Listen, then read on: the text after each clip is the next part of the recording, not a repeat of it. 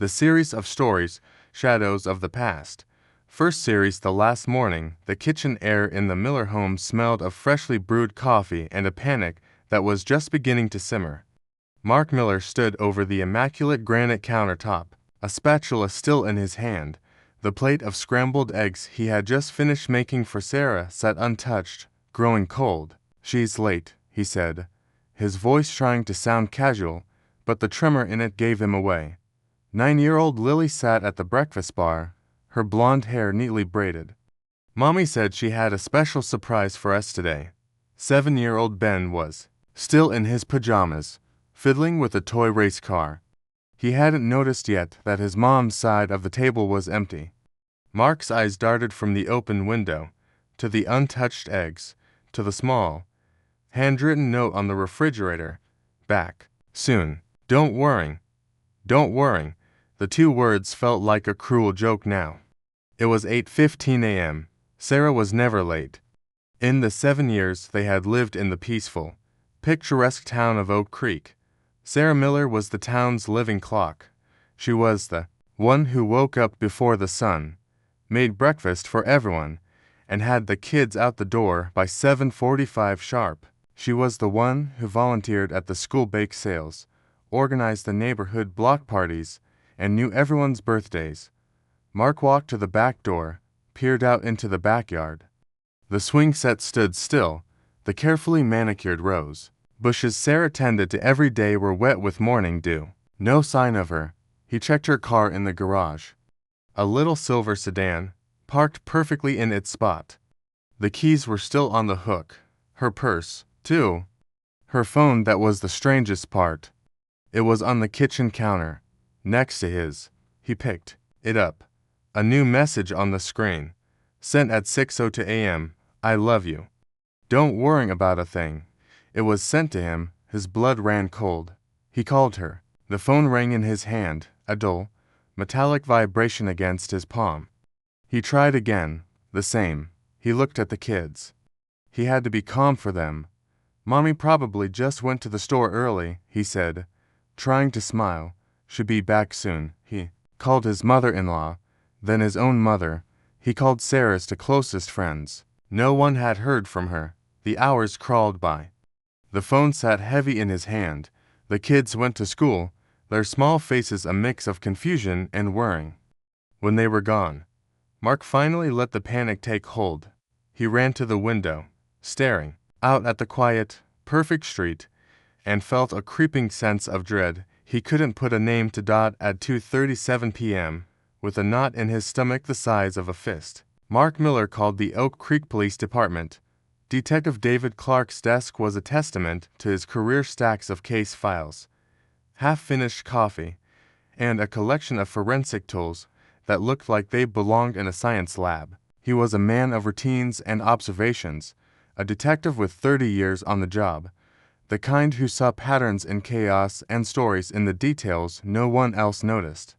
He had seen a lot of things in his career, but a missing persons case from Oak Creek was a rare one. Oak Creek was the kind of town where the biggest crime was a stolen garden gnome. Its residents were wealthy, well-adjusted, and had nothing to hide. Or so they thought. He arrived at the Miller home at 4 p.m. The house was everything the town represented: large, clean, and perfectly manicured. He was greeted at the door by Mark Miller, a man who looked like he had just aged 10 years. His eyes were red, his hands trembling.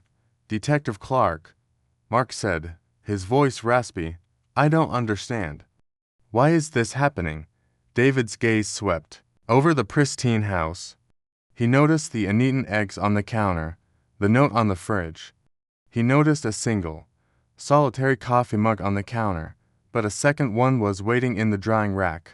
"Mr. Miller," David said, his voice low and steady, "I need you to tell me everything you remember about this morning." Mark recounted the morning's events: the breakfast, the note, the phone call. "She sent me a text message at 6:02 this morning," Mark said, his voice cracking, "saying she loved me. Don't worry. She's never sent a text like that before." David picked up the phone from the counter. a sterile forensic bag already in his hand. "May I?" he asked, not waiting for an answer. He took a picture of the message, then placed the phone inside the bag. "Mr. Miller, when did you last see your wife?" "Last night," Mark said, a tear rolling down his cheek. "She was fine. We were fine. We had a great night." David nodded slowly, his eyes scanning the room. He saw a framed photo of Sarah and her family on the mantelpiece. Sarah, her hair in a neat bun, smiling brightly at the camera, her 2 children on her lap. Mark standing behind them, his arm around her shoulders. It was a picture of perfect, unadulterated happiness. "Mrs. Miller have any enemies?" David asked. "Enemies?" Mark scoffed. "She's Sarah. Everyone loves Sarah. She's a volunteer, a mother. She's perfect." David's mind lingered on that word, perfect. In his experience, nothing was ever perfect. He spent the next hour interviewing Mark, asking about their routine, their finances, their relationships. Mark was an open book, desperate for answers. He provided David with everything he asked for, but as David left the Miller house and walked back to his patrol car, a feeling of unease settled over him. It was a feeling he had gotten countless times before. The feeling of a story that didn't quite add up. He went back to the station, sat at his desk, and started working. He had the Oak Creek PD's forensic team go over the house, but they found nothing. No signs of a struggle, no forced entry. It was as if Sarah Miller had simply vanished into thin air. David pulled up all the information he had on Sarah. Age 45, lived in Oak Creek for 7 years, married to Mark Miller, a successful real estate agent, 2 children, clean record. No history of mental illness or drug use. She was a volunteer at the local library, a part of the school's PTA. She was, as her husband said, perfect. But then, David's eyes landed on a small detail. Sarah's driver's license. It was a few years old, and in the picture, her smile was a little strained. He looked at the family photo again. The difference was subtle, but it was there. In the family photo, her smile was wide and genuine. In the driver's license picture, it was forced. David muttered to himself. He pulled up her social security number, her tax records, everything he could find. Nothing. A dead end. He stood up, grabbing his coat. He knew where he had to go next. The neighbors. The neighbors were exactly what David expected. They all gushed about Sarah. She was the best neighbor. She always brought cookies. She always remembered their birthdays. She was the glue that held the neighborhood together. But David's eyes caught a small detail as he spoke to a woman named Corinne Thompson. She was Sarah's best friend. She told him all about Sarah's charity work, her love for her children, her devotion to her husband. But as she spoke, she fiddled with a small, silver locket around her neck. "What's that?" David asked, pointing to the locket. Corinne looked down, her face turning a little red. "Oh, this. It's just a gift. Sarah gave it to me for my birthday last year." David's gut told him something was off. "May I see it?" he asked. Corinne hesitated for a moment, then unclasped the locket. It was a simple, silver locket, but on the inside, there was a small, cryptic symbol. It looked like a stylized bird, with a long, elegant tail. It wasn't a common symbol. David had seen it before. He just couldn't remember where. He took a picture of the locket and handed it back to her. "Thank you, Mrs. Thompson. You've been very helpful." He left, feeling a small victory. The perfect facade of Oak Creek was starting to crack. Back in his car, David pulled out his phone and sent the picture of the symbol to his colleague, a forensic expert named Mark Williams. Mark was a whiz at these things. He would know what it was. The drive back to the station was quiet. David's mind raced. What was the symbol? Why was it hidden inside a locket Sarah gave to her best friend? What did it have to do with her disappearance? When he got to the station, Mark was waiting for him. "You're not going to believe this," Mark said, his eyes wide. That symbol. It's a tattoo. A tattoo. David asked, a new piece of the puzzle fitting into place. Yeah, it's a very specific tattoo. It's a tattoo of the Phoenix Club. David frowned. The Phoenix Club. What is that? It's an underground poker club. Mark said, it's highly exclusive. You can't just walk in. You have to be invited. David's mind flashed back to Sarah's perfect life. Her charity work, her baking, her perfect family. A high-stakes, underground poker club. It didn't fit. Not even a little bit. Where is it? David asked. It moves around, Mark said. But the last place it was seen was in a place called the Bluebird Loft. It's an old warehouse in the industrial part of the city. About 2 hours from here. David looked at his watch. It was almost dark. He had to go.